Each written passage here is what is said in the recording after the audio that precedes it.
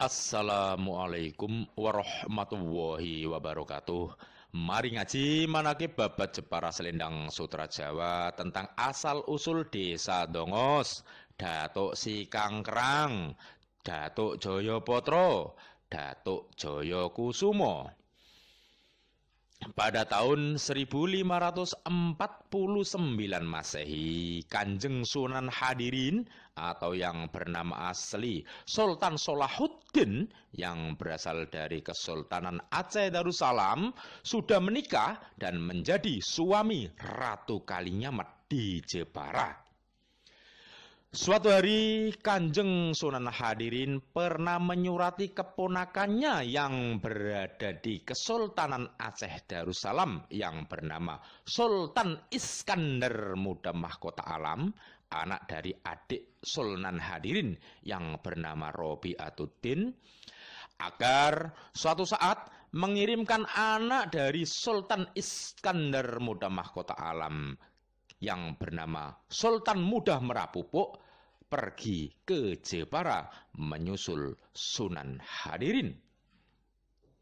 Lalu pada tahun 1552 Masehi, Sultan Iskandar Muda Mahkota Alam mengirimkan anaknya yang bernama Sultan Muda Merapupuk pergi ke Jepara. Dengan berbagai siasat agar kepergian Sultan Muda Merah Pupuk dari Kesultanan Aceh Darussalam ke Jepara tidak diketahui oleh pihak lawan di Kesultanan Aceh Darussalam, maka seakan Sultan Muda Merah Pupuk dibunuh oleh ayahnya yang bernama Sultan Iskandar Muda Mahkota Alam karena dituduh telah berzina dengan istri seorang prajurit.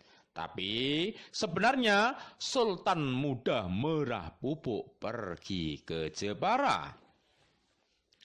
Lalu Sultan Muda Merah Pupuk pergi ke Jepara didampingi oleh Raden Abdul Jalal atau di Jepara dikenal dengan nama Pangeran Syarif. Lalu Sri Rekso Arum yang di Jepara dikenal dengan nama Sentono Sukodono. Lalu Abdurrahman Said yang dikenal dengan nama Mbah Bolong Ampel. Lalu seorang prajurit yang bernama Ali Binabas. Sesampainya mereka berempat di Jepara, Sultan Muda Merah Pupuk di Jepara berganti nama menjadi Safin Desa Kerso, Kecamatan Kedung, Kabupaten Jepara, memerintahkan kepada Ali Binabas, seorang prajurit penjaga, agar menyebarkan agama Islam dengan cara berdagang kerang. Ali Binabas menuju ke arah timur dari Desa Kerso.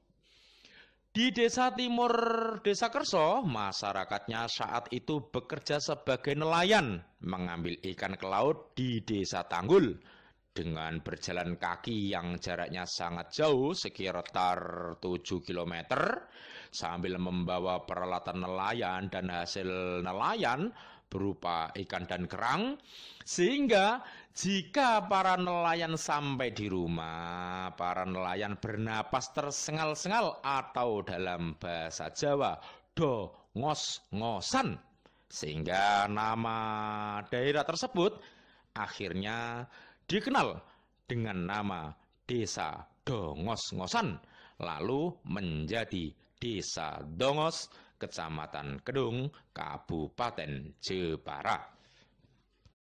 Hasil nelayan yang berupa ikan dijual ke pasar oleh para istri nelayan.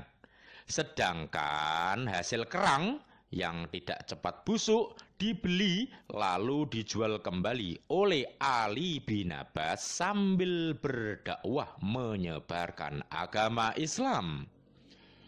Orang yang akan membeli kerang kepada Ali Binabas memanggil Ali Binabas dengan panggilan Kang Kerang, yang artinya penjual kerang.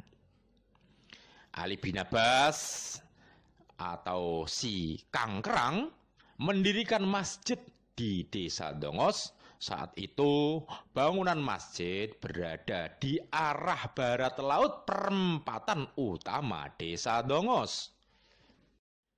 Di Desa Dongos, Mbah Si Kangkerang mempunyai seorang murid yang sangat setia dan sangat disayangi oleh Mbah Datuk Si Kangkerang yang bernama Jayapatra. Suatu hari Si Kangkerang berpesan kepada Jayapatra dan masyarakat Desa Dongos, jika suatu hari Kangkerang wafat agar dimakamkan di jalan menuju laut yang lokasinya dekat dengan tuannya yang bernama Mbah Safin Desa Kerso, dengan tujuan agar jika masyarakat Dongos pergi ke laut untuk bernelayan selalu lewat dan ingat bahwa Kangkerang atau Mbah Datuk Si Kangkerang adalah guru agama Islam mereka.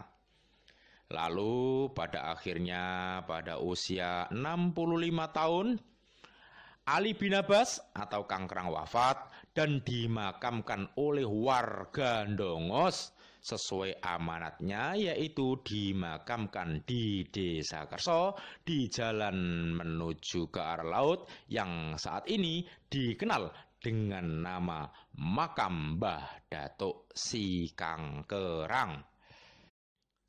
Lama berselang, masjid buatan Mbah Datuk Si Kangkerang rubuh.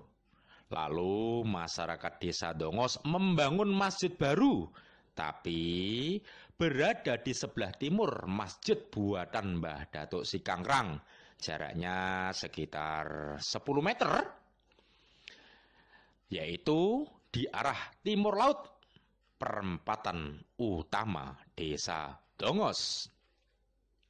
Dalam kitab Platonesia dijelaskan, tanah dan barang yang sudah diniati untuk masjid dan musola, atau tanah dan barang yang sudah menjadi hak milik masjid dan musola, atau tanah dan barang bekas masjid dan musola sudah dijaga oleh Allah Subhanahu wa Ta'ala dengan penjaga yang bernama walat, sehingga siapapun yang memanfaatkan untuk kepentingan pribadi biasanya akan terkena adab yang dinamakan adab walat, atau orang Jawa menamakan terkena adab kualat, yaitu suatu saat akan rusak ilmu, atau rusak jodoh, atau rusak keluarga,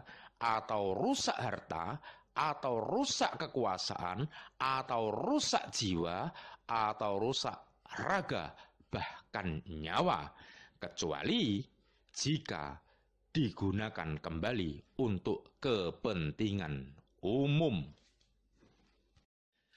Sedangkan tuan dari Mbah Datuk Si Kangkerang yang bernama Mbah Safin di Desa Kerso juga mengajarkan agama Islam, tapi santrinya cuma sedikit, yaitu ada Syekh Maulana Mangun Sejati Desa Bugel.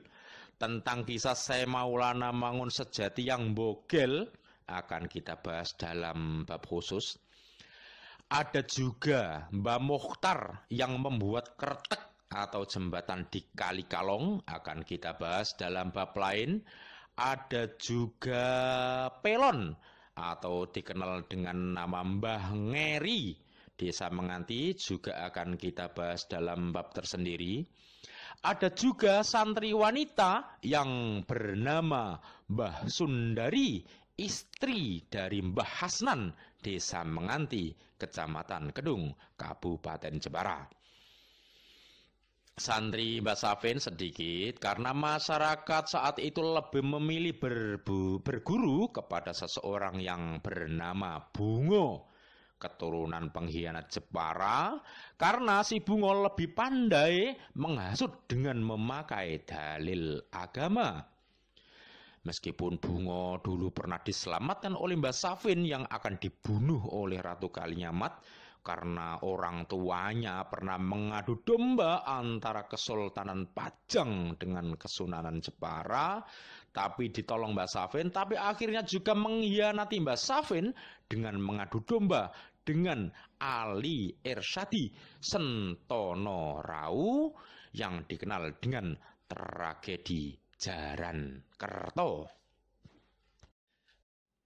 Karena ada seseorang yang bernama Sundari berguru agama Islam kepada Mbah Safin, akhirnya suami Sundari yang bernama Hasnan yang punya istri 7 marah lalu mencerai Mbah Sundari. Sebagai guru, Mbah Safin tanggung jawab menikahi Mbah Sundari dan akhirnya dikaruniai beberapa anak, termasuk kakek nasab saya ke atas. Meskipun Mbah Hasnan sudah mencerai istrinya yang bernama Sundari, tapi Mbah Hasnan masih sangat dendam kepada Mbah Safin. Lalu ia memakai semua ilmu kesaktiannya untuk membunuh Mbah Safin, tapi selalu gagal. Lalu Mbah Hasnan pergi bertapa ke daerah Keling untuk menguasai ilmu yang bernama Jaya Kusumo, yaitu ilmu menjadi macan. Lalu Mbah Hasnan sepulangnya dari Keling pindah ke rumah istrinya yang berada di Desa Dongos. Di Desa Dongos, Mbah Hasnan menamakan dirinya Jaya Kusumo. Dengan ilmu Jaya Kusumo, Mbah Hasnan masih ingin membunuh Mbah Safin, tapi tetap gagal.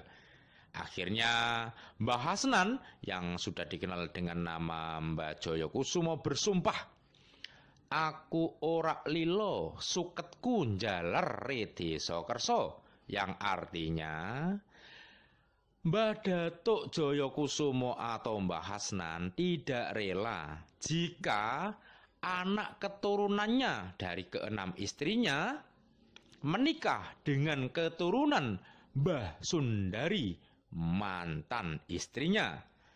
Pada akhirnya Mbah Hasnan wafat, dimakamkan di Desa Dongos dengan nama Makam Sawu Datuk Jaya Kusumo, Desa Dongos, Kecamatan Kedung, Kabupaten Jepara.